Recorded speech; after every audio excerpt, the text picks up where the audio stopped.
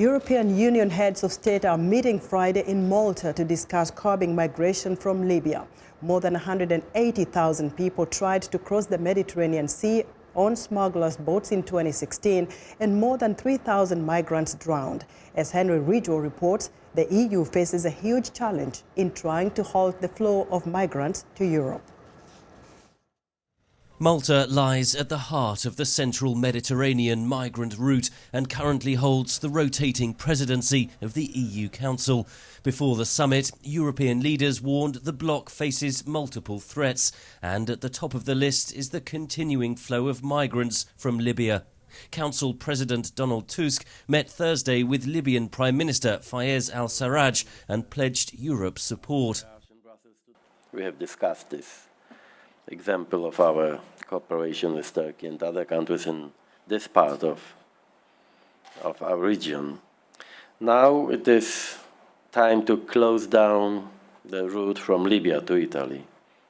The EU deal with Turkey saw the number of migrants fall by 80%, but a similar agreement with a fractured state like Libya will be impossible, says Claudia Gazzini of the International Crisis Group via Skype. You have a government that is fragmented, barely operative, and with absolutely no traction on the security forces that pledge nominally allegiance to it. So it's very difficult to replicate the Turkish model in Libya.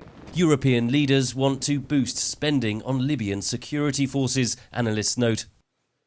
And particularly with the militias that are in charge of security in the various Libyan let's say territories, and to establish also a closer relationship with the Coast Guard.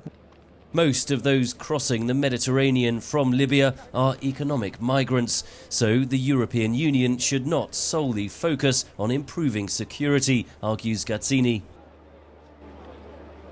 A lot of these migrants historically were workforce in Libya, and now they're not working in Libya because of the dire economic conditions in the country. So there should be more effort by the EU and member states to actually help save the Libyan economy, boost working possibilities for migrants in Libya. Aid agencies blast the European Union plan, saying it betrays Europe's humanitarian responsibilities.